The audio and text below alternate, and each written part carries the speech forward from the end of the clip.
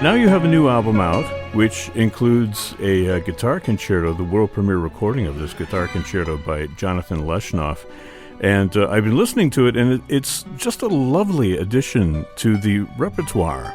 Yes, I agree. I couldn't agree more. Yeah. Tell us a little bit about the genesis of this recording. I know the piece has been around for a little while, originally written for the Cuban-born guitarist Manuel Barrueco. But how did it come into your possession, as it were? Well, I wasn't, initially I wasn't aware of the concerto at all, and I wasn't aware of Jonathan Leshnoff, the composer. Basically, I was approached by Nashville Symphony through my management if I would be interested in doing the premiere recording of it, and that Manuel, who's one of my biggest heroes ever on the guitar, had already premiered it. Had already premiered it in a few places. So it was for that, as far as like that was a bit mysterious, to sort of be kind of put in the middle, I guess, of a project. But I accepted the project, and I'm really happy that I did, because I mean I think this piece is potentially a very long life in the repertoire. It's a really fantastic concerto. Yeah. And now, how much time did you spend preparing this before the recording? Is this a live recording, or this is a live? Okay. Yeah, live recording. They recorded 3 concerts. And that's what you're hearing. I mean, basically what they were able to get on tape from those 3 is, the final product is a live recording, edited, I suppose, from those 3. Yeah. Or perhaps maybe they even used one night or something like that, but I doubt it. But because I know that I had the experience was wild for me, because I had never really done something like that before. It would be after the first concert, the producer would call me into the control room and say, "Okay, all right, now this is what we need the next night, okay?"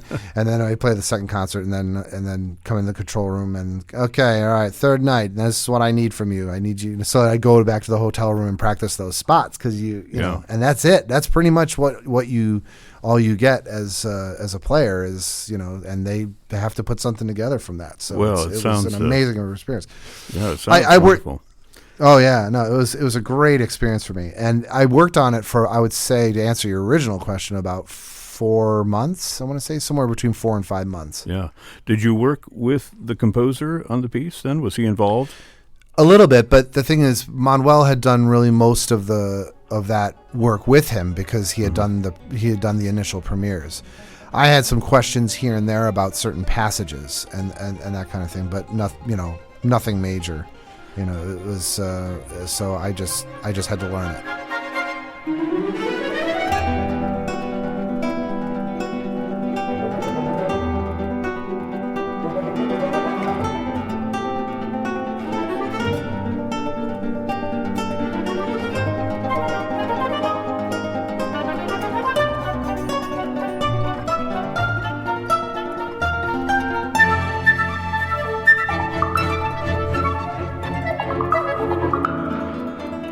Well, looking at a video interview with Jonathan Leshnoff, he talked about the guitar being like the hardest instrument that he's ever written for. Yeah. And do you, looking at that compared to some of the other famous concertos, let's say by Rodrigo and other composers, I mean, where does this stand in terms of difficulty for you? You mean just as far as playing it in terms of the virtuosic aspects of it? Yeah.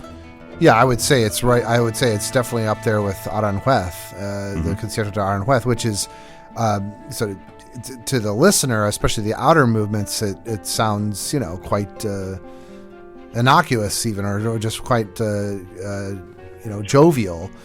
But those outer movements of Aranjuez require a lot of especially when you're first playing them, you're getting gigs playing them, you have to practice it. It's hard. They're very difficult, and the Leshnoff concerto is no exception. I mean, it is definitely written for a high level players, without question. Yeah.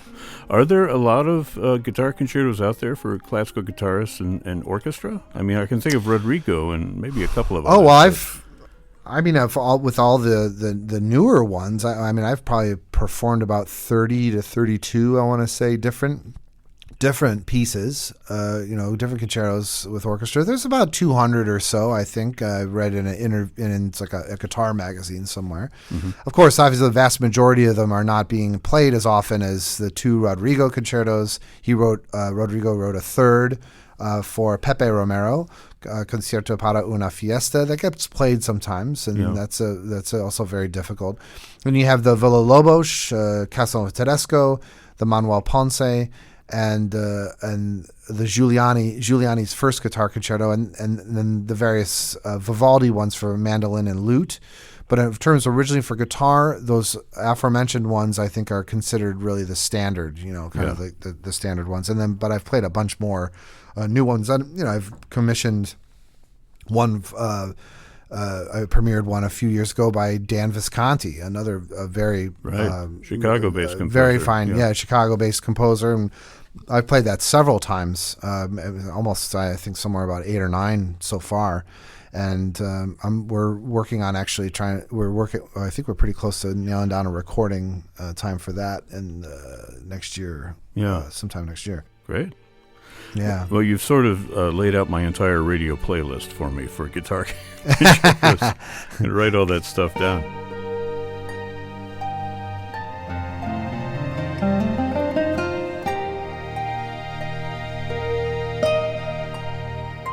But I want to talk a little bit about the music for folks who haven't heard the recording yet and may be interested in listening to it, because the music is it's kind of hard to describe. It has, it's very listenable, obviously. Yes. It's rooted very much in the tonal tradition, and it has sort of a real feel to it, an emotional arc that goes throughout the piece. But can you kind of characterize Jonathan Leshnoff's music for us in this concerto? I think, certainly there's what I really love about Jonathan's music is that it does have such a strong narrative, a kind of a narrative arc, not just within the 3 movements individually, but the 3 movements together. It's almost kind of like a movie or a story there's definitely a story being told through the music. Nothing specifically evoking anything visually. Mm-hmm. It's just that's what the music gives you the feeling of, and I think that's because Jonathan as a composer, the music is the details of the music and how the guitar part is so interlocked with everything that's going on with the other parts, which are also very finely wrought, and also his sense of narrative arc or structure or architecture, and developing themes and this kind of thing is very extremely high level of what we would think of as a traditional composer.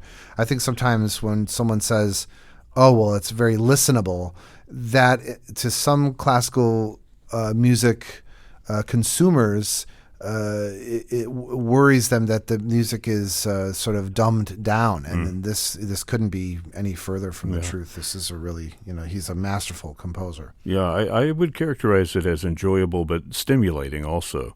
Yeah, and I've heard some people describe his music as even sort of cinematic in the sense, but I don't think it's necessarily evoking any images. It's just that it gives. I think when people say cinematic, it gives them this kind of feeling of grandeur. The music is grand. There's a sense of grandeur to it, or even sort of kind of heroic kind of properties that we would maybe normally attribute it to the late 19th century type of thing. But that's really just, I think, due to his skill level. His skill levels as a writer is really impressive. Yeah, well, it's a wonderful recording and a wonderful addition to the repertoire. Now, you're going to hand it off to some other guitarists now and let them run with it? Right away. Yeah, that's it. I'm done. I'm done from my end. No, actually, we've got I think my next engagement with it is with Albuquerque Symphony. I think we're doing it. That and pairing it with Concerto de Aranjuez, the Rodrigo, which was an inspiration, Jonathan says. Definitely an inspiration for the piece in terms of the fact that that's in the sense that that's the one. That's really the big one for guitar. And the adagio, they sort of share an adagio thing that's going on there. That's right. Slow movement. Grammy-winning guitarist Jason Vieaux, who is on this latest album from Naxos Records, music of Jonathan Leshnoff with Giancarlo Guerrero and the Nashville Symphony. Wonderful recording. Jason, thanks so much for spending time with us here on FM 91. Thank you, Brad. Always good talking to you.